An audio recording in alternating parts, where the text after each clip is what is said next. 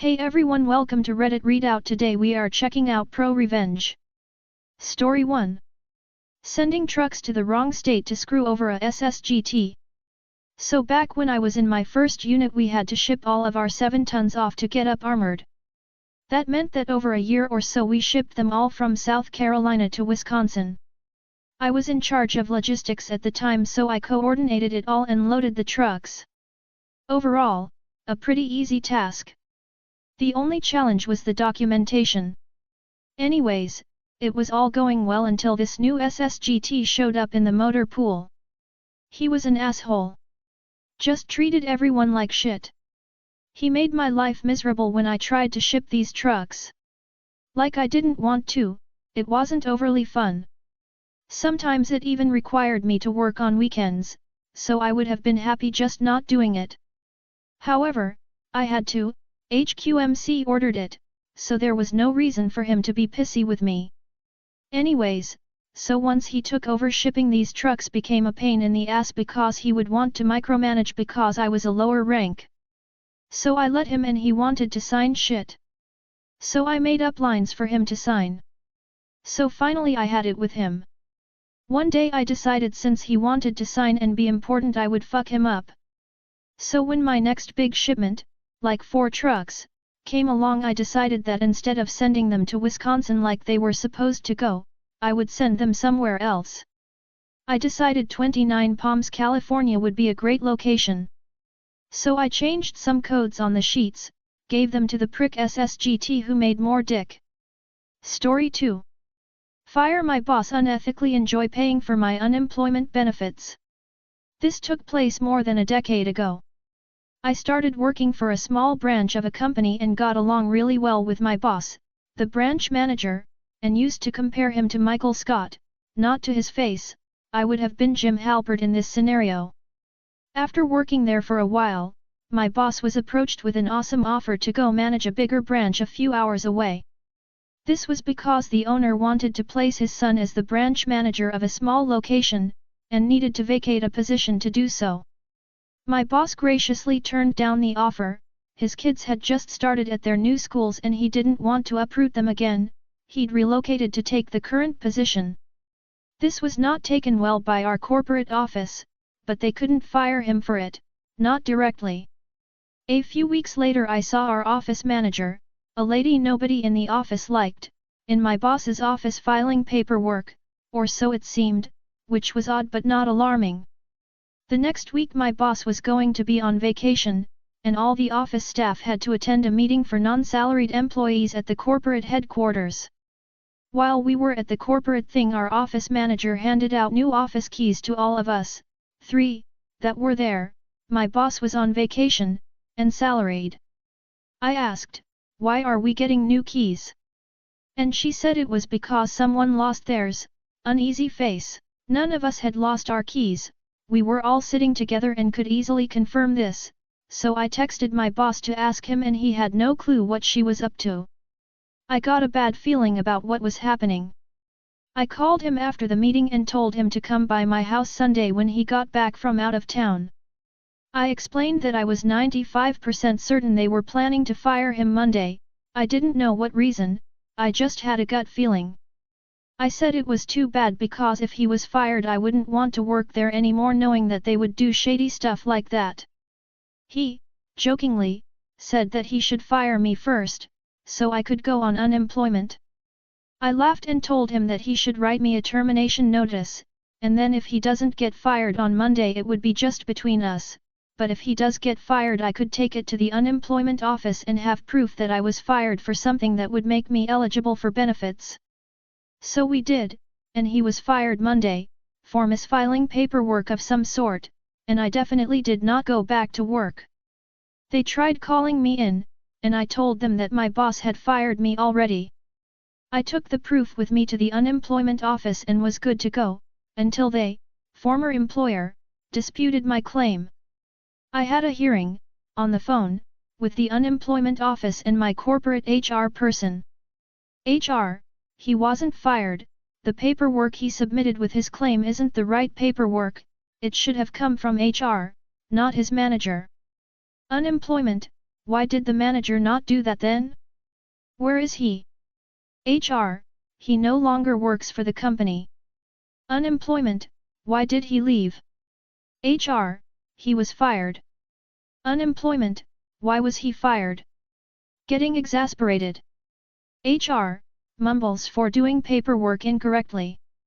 Unemployment, well, that is hardly the fault of the terminated employee.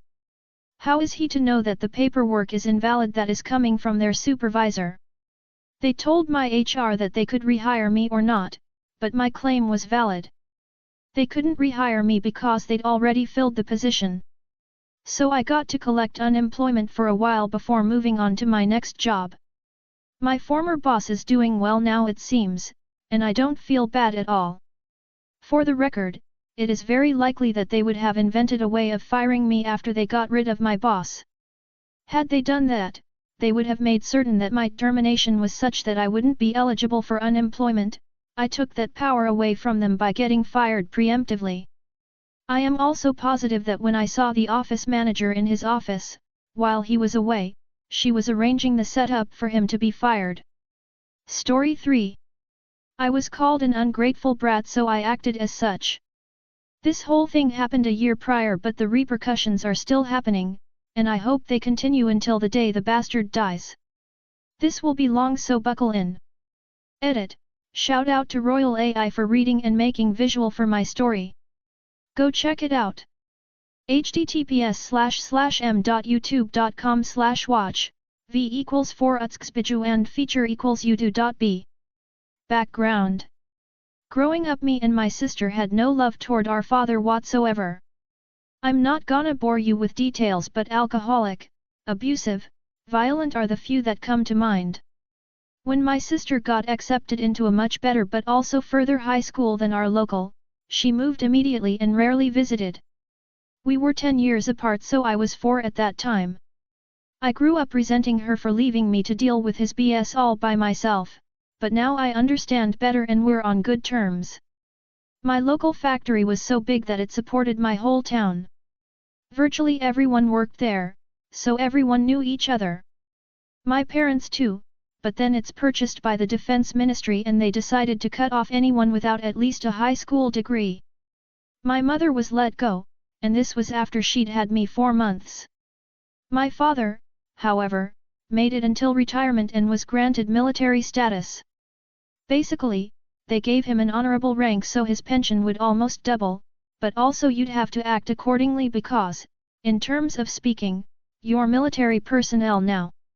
My childhood was absolute nightmares, so needless to say I turned out to be an absolute mess. Anger management and mental instability are notably the worst, and I'm still working on them. When I turned 18, I enlisted. 2 major benefits: it didn't cost money and I could never come home if I didn't want to. For me, it was literally a highway out of hell. Fast forward 3 years later, I got an honorable discharge. Turned out I had actual mental problems, who would have known? I got a bulk load of money and even more in the following months when they were able to process my military insurance. I came home to find my town incredibly underwhelming and my father hadn't changed a bit. Not wanting to spend the rest of my life in this hellhole, I took what I could and moved to the city where my sister was living. The last words dear old dad said to me was, "You'd never make it," because apparently, being discharged for a mental illness showed that I was a coward. Also, I think he didn't like that I was tougher than the boy who used to obey his every word that I once was, and that I'd stood up for myself more in the few weeks I've stayed with him than the entire 18 first years of my life. I moved to a new environment, took up a blue-collar job, I was pretty beefy thanks to the military, and decided to pursue a career in IT, all the while taking care of my mental health. When it all started, somewhen during this time, he got diagnosed with cancer. I was told it was not dangerous, but operations were required. My sister had actually reconciled with him, partly because of my mother, a few years prior, and would occasionally bring my niece home to visit them. She was quite successful, so she decided to pay for the whole thing. Operations, treatment, hospitals, recoveries, it was all hers. She paid for this while moving into a new house and buying her first car. Those things are pretty expensive in my country. My father had a huge bank account because of his pension, but he didn't have to pay a single penny. After a year or so he's on recovery, and all in all, things were good. During this time I was struggling with working and studying, living paycheck to paycheck, and had to rely on a social program to get treatment for my illness. I visited him after every operation, though it wasn't anything tearful. If he didn't poke me, I was fine. After nearly a year of staying at my sister's house, he and my mother headed home after his doctor gave him a go. At that time I was looking for a new job because the current job was horrible and it made my mental health actually worse, and I was lucky to find one where most of my skills were transferred and I had enough time to finish my studying. One day my mother called in tears and asked me to come home that weekend. She told me that my father had been seeing someone else. Now I must admit I'd not put anything behind this man, but then I thought she was paranoid, she still is, up to this day, about everything, and I resented the thought of going home on a 4 hours trip both just for something that's utterly unimportant. So I calmed her and swept it under the rug. Fast forward a few months, I got another call, this time from my sister. She came to visit that week with my niece to inform them that she was 3 months pregnant. What was supposed to be a happy union turned into an absolute shit show. Apparently, when my father left his phone unattended for a few minutes, his mistress sent him a very sexy picture and my mom saw it pop up. Needless to say, all hell broke loose. My sister said that was the first in many years that she saw my mother screamed bloody murder at my father, and when he tried to hit her, my sister threw herself in between, which prompted her husband to throw himself in between, because, you know, she's 3 months pregnant. It all ended in a very teary trip back to our city after hours of hurling insults at each other. The only good thing that came out of it was my mother somehow was able to bring his phone with her. We convinced my mother to get a divorce, but she's the submissive housewife who thought divorces were worse than boiling live puppies, and I think back then she's still somewhat hoping that he'd turn around. They've been together for almost 35 years at that point, so I figured something must have been there. She didn't want it, so we dropped it and decided to cut him out for good. And behold, half a year after the incident, my father's side of the family started to contact me. I have a strict no-call policy where the only people allowed to call me outside of work hours are my mother, my sister, her husband, 3 of my best friends, and only recently, my boyfriend. So to my bamboozlement, my father, his sister, my aunt, his mother all called within a day. They suddenly acted so nice and convinced me to come to visit them. Obviously, that was all a ruse. After the incident, my father's side all blamed my mother and said she should have kept it a secret and not made a mess for the family's sake. They also disavowed me and my sister because we were ungrateful brats after we did not accept their ultimate argument, he's your father after all. Out of morbid curiosity, I ventured back alone to see what it was about. Turned out, they wanted to sell his house. It was on my grandmother's land. Back when he was about to undergo his first operation, we didn't know how it'd turn out, so he transferred the house to my name because apparently, inheriting a dead person's estate in my country is a living nightmare. Out of convenience, we convinced my grandmother to give me the land as well since she was very old, 80, at the time. This was back when we were on good terms. I knew for sure they would rather gouge their eyes out than follow up with any of that if it had happened a year later. I smelt something in the air, I couldn't place it but I knew it was there. So I told them, nicely, that I would think of it and immediately went back, faking an emergency. A plan formed when I was driving back, and that's the first time I'd been so pleased about anything I actually cracked a smile. I went to my sister's immediately, my mom had been staying with her, and laid out a plan. After a year living in the city, my mom was much more open-minded and it only took a few convincing for her to agree with the plan. The plan. My sister contacted a lawyer and asked what our options were. Because both the house and the land were in my name, they had no claim to them, and any paper that didn't have my signature on it would be considered useless under the law. They could try and claim it was rented out, but then they'd have to move far away in hope that I'd never be able to locate them, and I knew it'd be too much trouble for a couple of old folks. They could claim it's his life achievement, but because he and my mother never divorced, it's technically half hers as well. This is when I came up with an idea. I asked the lawyer what if my mother filed for a divorce. He said it's highly unlikely the court would reward my mother's full claim unless we could prove that he was unfaithful before the separation. To his surprise, I could.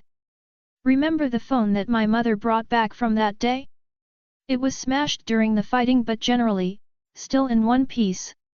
She asked me to throw it away a few days after, but my lazy ass just brought it back to my place and threw it in the loft. Sufficient to say it provided us with more than enough proof of his indecency. The execution. After weighing our options, I called to inform my father that I would come home the next month to make an announcement. He was eager to hear it.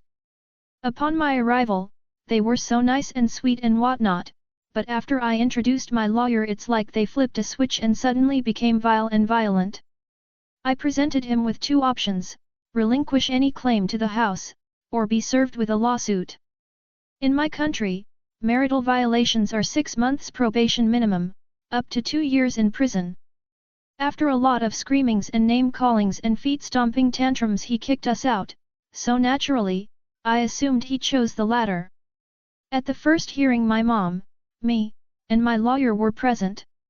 It turned out to be another screaming contest in which he made up all kinds of lies about my mother. At some point, my lawyer leaned in to tell me that if the officer didn't stop his rantings, it's likely that they were buddies, and asked me to let him handle things. The officer told us this case wasn't a priority, it would take months to process, we wouldn't like the paperwork, it's best to settle this out of court. My lawyer politely declined and told my father to expect another hearing soon, under much less friendly circumstances.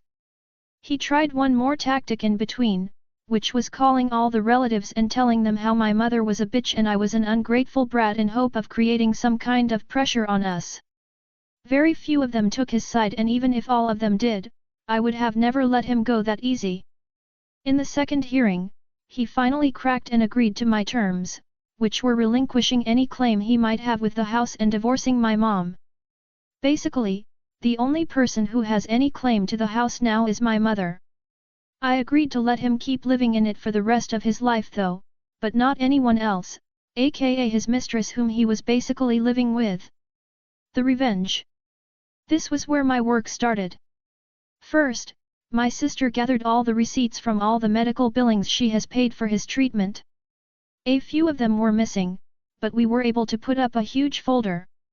I also shit my pants learning how expensive cancer treatment could be. Not a fan.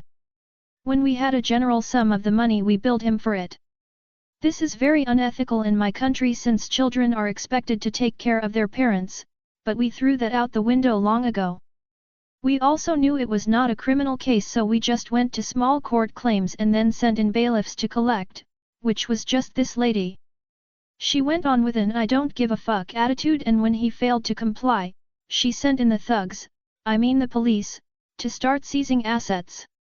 So say goodbye to wooden furniture, a 27i smart TV, a fridge, and a reclining massage chair, all were bought by my sister as well. He had to pay out of his pocket because that lady insisted they continue seizing whatever he bought until she saw the money.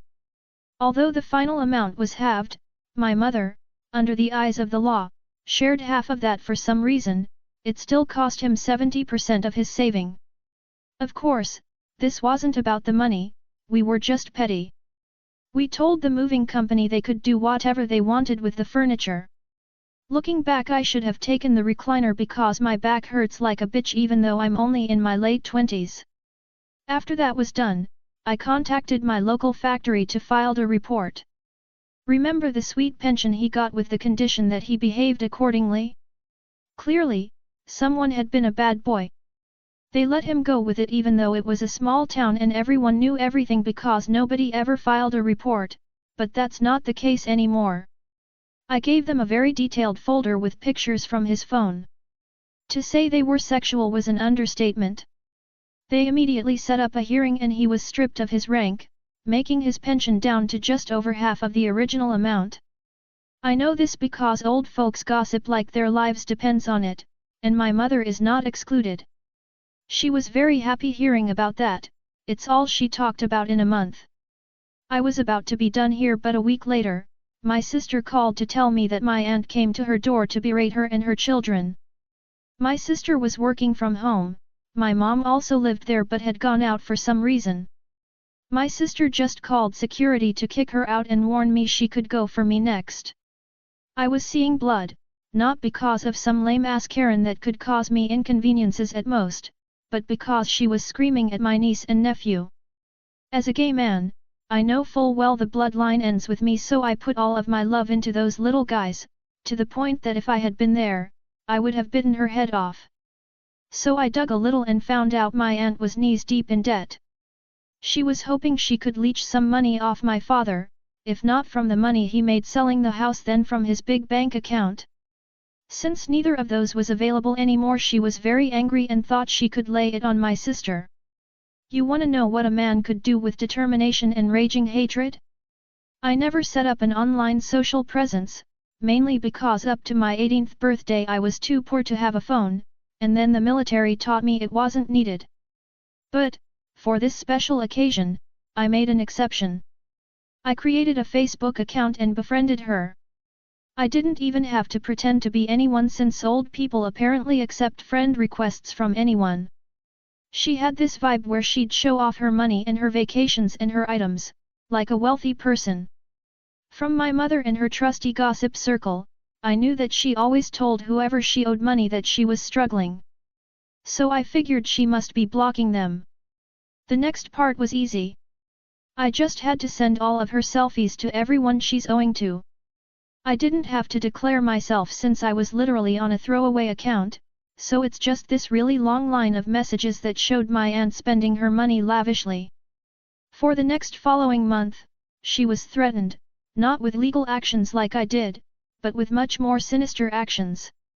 She would have thugs, not the police, throw gifted at her door like paint, fish sauce, and sometimes, literal shit. My mother also told me this, of course. She finally figured out what I was gonna do when I told her to find me a list of all the people she's owing to. The ProRevenge. As much as I want to take credit for this, the idea wasn't mine.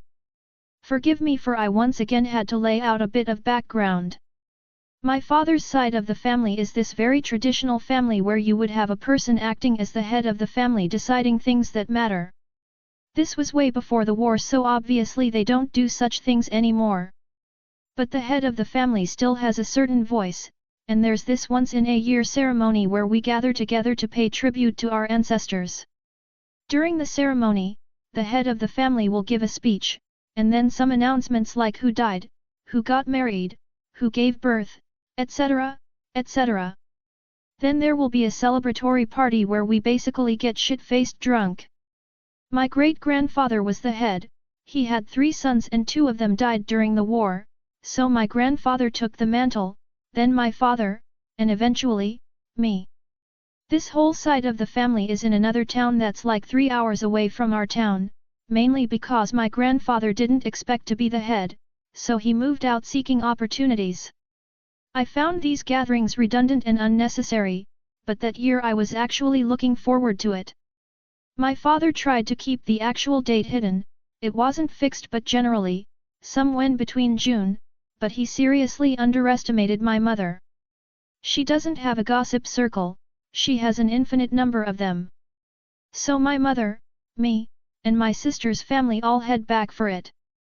The trip was 14 hours in total, but the result was worth it. We timed it so we would come 2 days earlier than my father, again thanks to her gossip circle. This side of the family had never heard the full story before, only the version my father gave them, which was that he and my mother left in good faith. I actually gave my father some credits for not bad-mouthing my mom. After weighing all the pros and cons, we decided to let my mother loose, and she's exceptional when it came to relaying details about her personal tragedies. I kid you not, if I had posted her story, word for word, by this time next week there would be a global justice for Thunderkirk's mother movement. It took just one day for everyone to know what an asshole my father had been. The look on his face when he arrived, with my aunt and my grandmother, and saw my family already there was priceless. He got the stink eye from everyone for the rest of the day. Nobody would initiate conversations with him, so he's just sitting there like a sad dog. Now I know what they said about dead horses, but this idea was brilliant not to follow through. My uncle, let's call him Oliver, came up with this. In the hierarchy, he's equal to my father, and in the event that my branch doesn't have a male successor, 100% what's going to happen, his branch will be the head of the family. He told me I should take up the mantle of the head. It was very sudden, I didn't have a speech ready. My father was supposed to do that, but Oliver told me I could just tell whatever I want because nobody really paid attention to that thing anyway. All the other elders were okay with it. The speech wasn't even the best thing. At the celebratory party, people will be assigned tables based on the family tree. Heads of each branch will sit together, their children sit together, the elders sit together, so on and so forth. Because I was elevated to the head of my branch, I would be sitting at the big boy table. My father didn't even get to sit at my supposed table because miraculously, it was full, even though I could have sworn there weren't 20 of us and each table can sit up to 10. He had to sit at the regular table, with my aunt, and a bunch of nasty widows who didn't hold back on their snarky. That's all for today. Please don't forget to like and subscribe.